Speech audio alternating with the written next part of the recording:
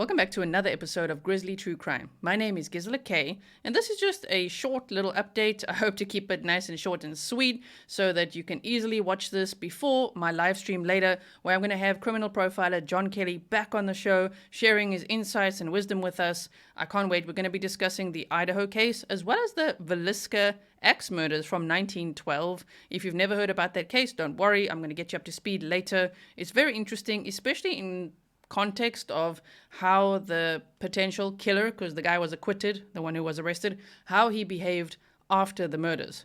Man, so thank you so much to the handful of Grizzlies that sent me that case. I found it very, very interesting. So without further ado, let's check out these clips that I put together for you. And as I say, I'm going to link the full episodes of these, where these clips came from, below for you if you want to watch the full episodes. I would recommend it, but let's have a look at the highlights that I put together for you.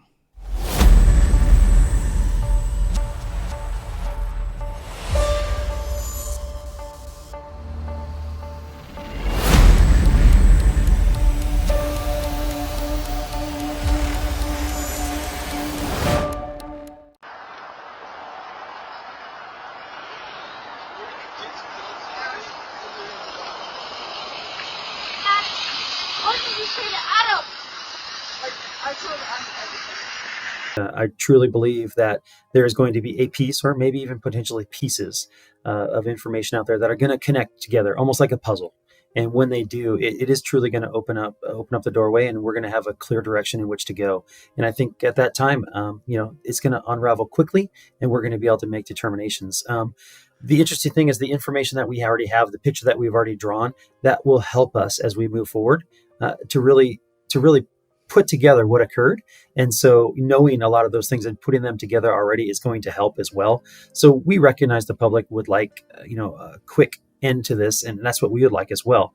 But these types of cases are large and they take time. And so, we recognize that there's frustrations out there, a lack of information. But again, ultimately, this is a complex criminal investigation, and we will provide as much information as possible. And we're always wanting more information as well from the public. Sounds like Doug Carter, right? Superintendent Doug Carter in the Delphi case. One piece to connect all the dots, to build the puzzle. One piece, something is going to connect it. I know he didn't say one piece, but it's like a puzzle, a piece of information or pieces of information. So it still sounds to me right now like prosecution talk. We talk in court time already. The language has shifted slightly. So I think that's very, very interesting. Yeah, we think it's very important, and we appreciate that support from the family. We want additional leads as well. Anybody that had looked at some of their past social media posts or past pictures and thinks something's out of the ordinary, something's odd. This tells us the importance of social media. This is a horrendous true crime case, quadruple homicide. We may have a brand new serial killer on the block. And the thing is, it's 2022. Social media is going to play a huge role in this case. I've always said that, right? So we look at really eerie comments on Instagram and on TikTok and all kinds of stuff. And here, Aaron Snell, the public information officer for the Idaho State Police, who they are assisting the Moscow PD, he's saying, social media, the comments made, what did they post, who said what did they know? That is why the FBI is involved. And they initially had like 45 or 46 agents, and now they've got 60. So they've added even more FBI agents to the case. I think that that's probably to really scrutinize social media and all those potential connections. Of course, someone could have been stalking them on social media, harassing them, threatening them long before this happened. We just don't know. Someone could have been rejected on social media, already before the actual pursuing of them. This is just a speculation. I'm just saying, if someone was already rejected on social media with trying to reach out or trying to get pictures out of the girls or whatever, and then went to the club, like Corner Club, for example, and then got rejected again, it's going to add weight to the case. So social media does play a very important role. So please continue to call in those tips if you spot anything weird. I'm getting lots of interesting emails about all kinds of accounts and things. Just remember, I'm not the tip line. Please send it in to the tip line. We want that information. I think we've been consistent in saying that, the activity that might have been done within those pictures or those videos that people may or may not want to submit to the police, that's not what we're interested in. We're interested in the context of the crime. That way we can piece together aspects of this case, that we get a better picture. What I can tell you is this case is not going cold. We're still receiving hundreds of tips daily. We are following up on those. I mean, it's a quadruple homicide. 4 students brutally stabbed in their off-campus college home in the middle of the night, between 3 and 4 in the morning, supposedly in their beds. I mean, there's very few crimes like this. This really is like a real-life slasher movie, horror movie. It's absolutely terrible. And of course, these things will take time, especially, as I've said many times before, with the amount of DNA in the house, with lots of people coming over to party to isolate DNA. It's going to be very interesting. Tips. We're still building that picture. I know that's very frustrating. It's frustrating to family members and the community, but our end goal is to bring somebody to justice. I think rumors always hurt us in an investigation, but it's our job to go back and utilize our resources and to continue to vet those. They have interviewed over 250 people. So I hope that comforts people who are feeling really terrified that maybe they haven't spoken to this one or this one or this one. They have interviewed 250 people. So probably every single person at the food truck, probably every single person that was at Corner Club that night, probably the entire Sigma Chi fraternity, everyone at Betty's Ball, all of that. They would be interviewing everybody to get as much information as possible about the timeline of events and what could possibly have led up to these murders. Like I said from the very beginning, I'm very confident that we will have a conclusion to this. A timeline, that's going to be as things develop, and we're following up on all those leads. Like we've said through the whole investigation, there's things we have to keep for the integrity of the case, and we're going to continue with that. We are interviewing a lot of people, and we're gathering a lot of information, and we're putting that puzzle together, and we're painting a picture, and we're trying to put that all together. I've sort of thought about this, Chief. The fact that you've got so many resources there in the FBI and technology and the resources from the feds, should we assume that this was almost like a professional who knew what they were doing? Because it seems like if this was just some college kid, surely that person would have been tracked down by now. Listen very carefully how Chief James Fry avoids this question entirely, and it's very interesting. To me, if you want my personal opinion, with Brian Entin saying, do you think it's a professional? Like, is this a serial killer? Is it a professional killer? I mean, if it was just some college kid, he's asking that. I think it deflects from the potential of it just being some college kid. So I think there's some misconception out there with how we operate here in Moscow. We've called in ATF in the past. We've called in the FBI in the past on many of these big cases because they have resources that we don't. And we want to have the best investigators there. That's why we call in the state police from the very beginning of these as well. So we've always done those type of investigations with the help of our federal partners as well as our state partners. We secured the scene quickly. We called in the state police. We did our due diligence in getting the things that we needed to do to, have this be a solid case all the way through. We called in the state lab to collect evidence. And I believe that it was the initial stuff that we started and how we did things that will help bring this to a conclusion. Like I said, we're not disclosing any of that, but there's some of that we just don't know at this point. We're still trying to put everything together. We've said all along that we need people to be vigilant. We need people to pay attention because we're not sure exactly where the individual is. Where the individual is. So many times throughout these interviews, if you watch all of them, the new language, I know they said it before, but now it's like, we are not sure exactly where the individual is. They keep saying the individual across the board. So it seems to me that law enforcement is suspecting that this is a lone wolf, one killer. So that's interesting to note as well. We still are asking people to call in on any spotting of white Elantra.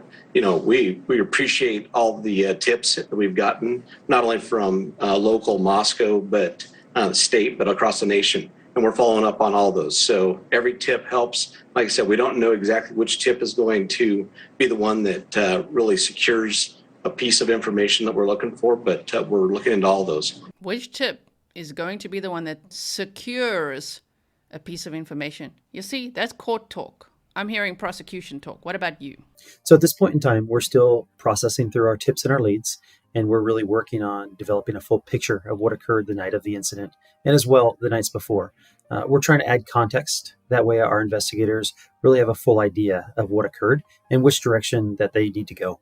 Yeah, and we keep using this picture analogy, but it is true. The further we get into this, the more evidence that we receive back from our crime labs. We've been receiving it all along now. The more analytics that we have, the more that we're able to see really what occurred. Again, we use the word context. We're trying to develop context. The more analytics that we have, the more we are able to see what occurred. Again, to me personally, it's my personal opinion, it sounds like digital evidence. I really think that digital evidence is going to play such a role in this case. But of course, there's also forensic evidence. There's all of that. The toxicology reports will be coming back sometime between Christmas and January 8th. So all that data is starting to come in, and they are starting to piece together this entire puzzle. Talking with the various people that were around the victims that night. We've done over 250 interviews.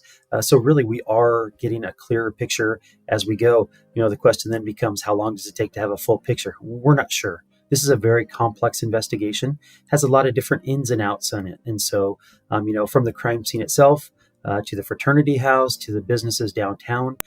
The crime scene, the frat house, the businesses downtown, they're interviewing everyone from around there. So they are doing their due diligence. The police don't owe us any answers or anything. As curious as the public is, as freaked out as everyone is, they don't owe us all the exact details of how this investigation is going.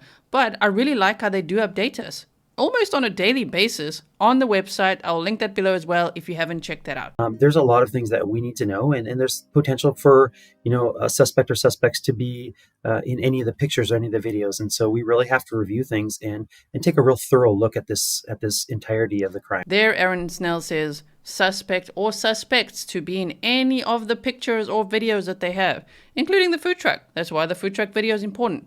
If you haven't yet seen my case file, it's called the Idaho case file video.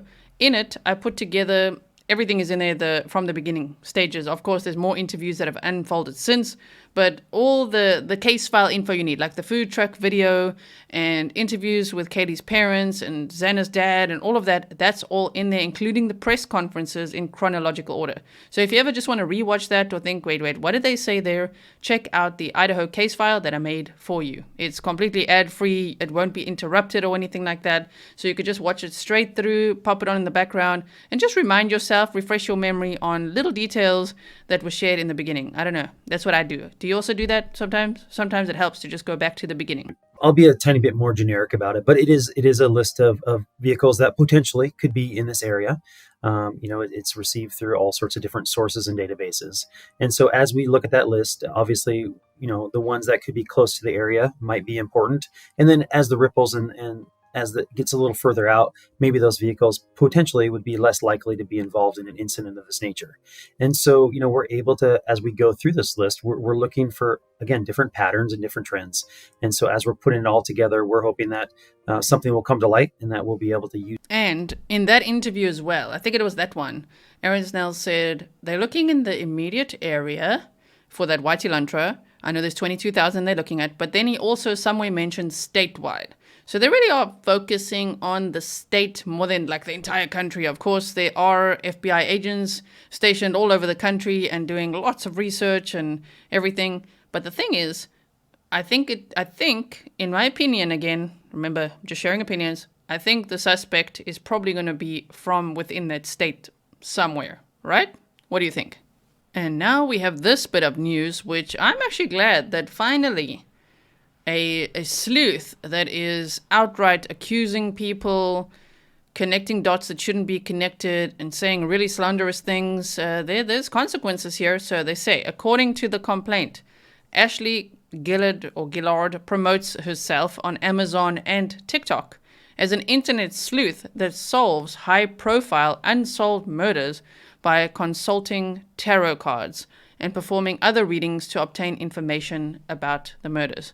I must say, people are extremely hard on true crime reporters, right? And sometimes, of course, that's warranted because there is a percentage that just they will just say this person is the killer, this person is guilty of this, and like, oh my word, and dox people, harass people, all of that kind of stuff, really violate boundaries and all that.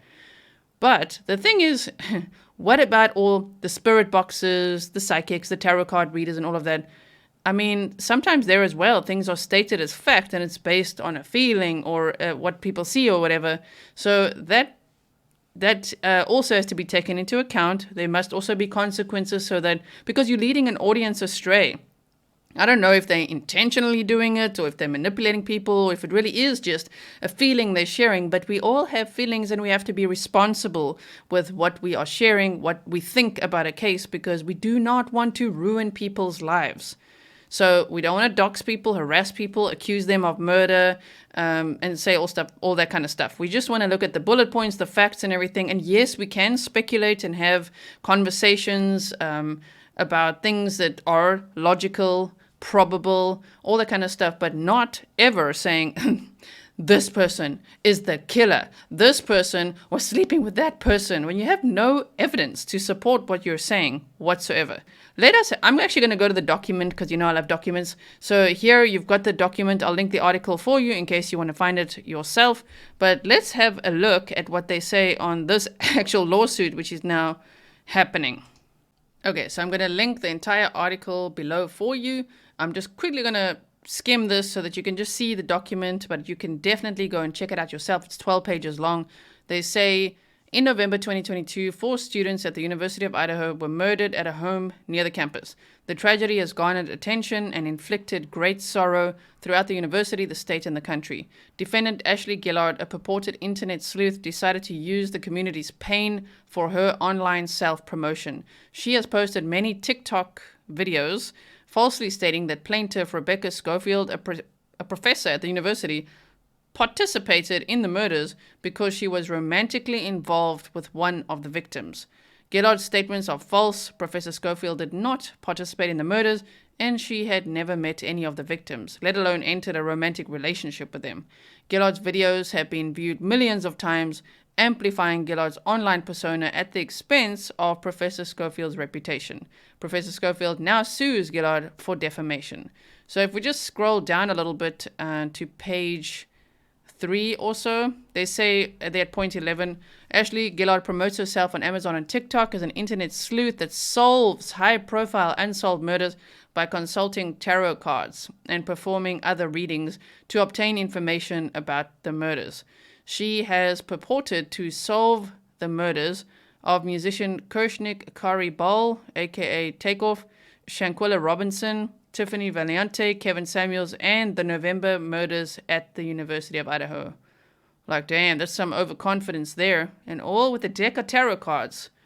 Goodness. So make sure that you are not gullible and don't just suck up everything and just go astray supporting these types of content creators. Just always remember, laser beam focus. What is the motive? Remember to respect the victims and their families. And remember to listen to what law enforcement is saying as well, because they for sure are sharing all the updates, press conferences, bullet points, videos, and everything. So just let that be a guide as well. If you know when they say if it seems too good to be true, it probably is.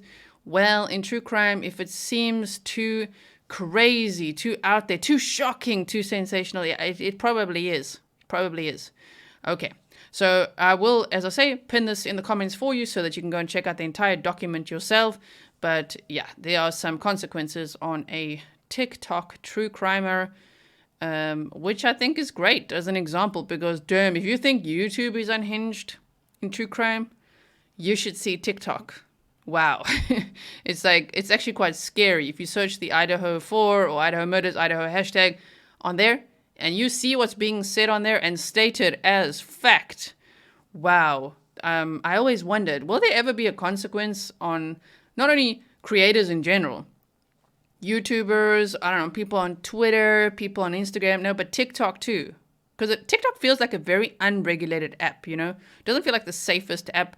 And for people to just be in true crime cases stating things as total fact and it gains so much traction. TikTok is one of those things where the reach can just pile up real quick. And so millions of people viewing these kinds of videos and going after a professor who's not even met any of the victims serves as a great example of just like, whoa, not even a grain of salt, much less than a grain of salt when you are viewing these types of things.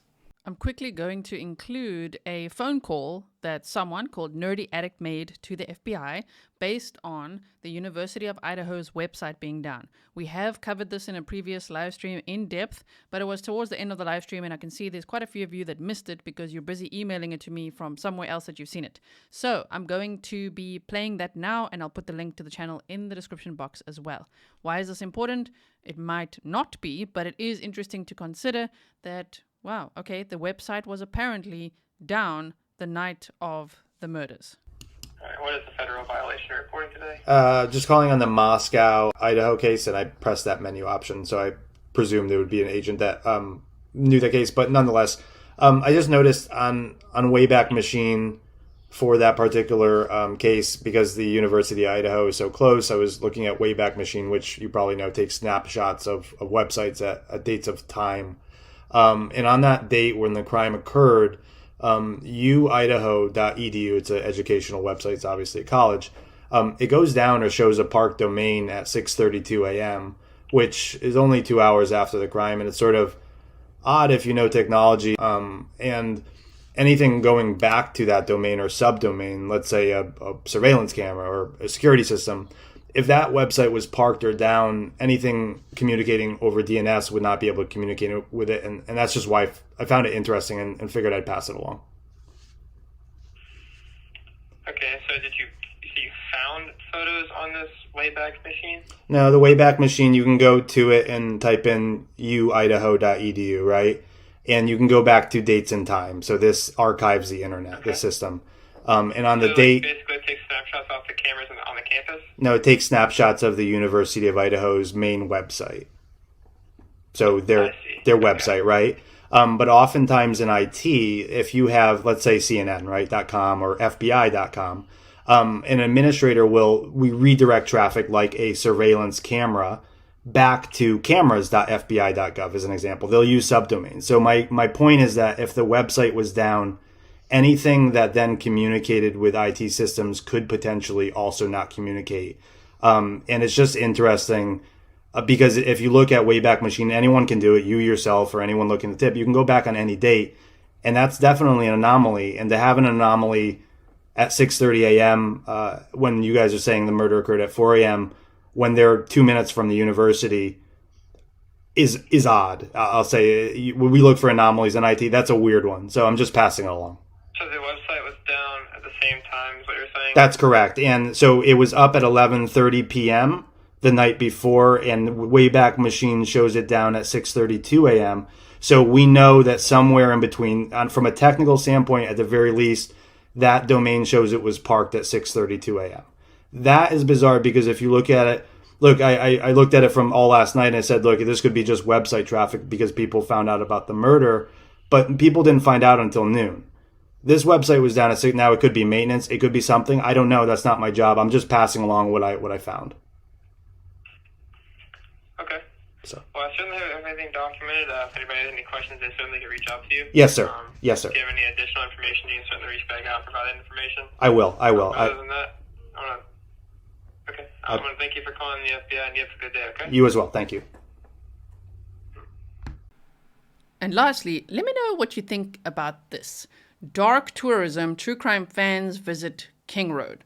To me, it feels like rather don't. But let me know what you think. This lady drove, I think, over 2,000 miles to come and put some plants there at the house. And she looked at the reporters and said, I'm so sorry for your loss. And as they then said, well, it's not our loss, it's the families and the community. But thanks. So let me know what you think about this. She came from Columbus, Ohio, so...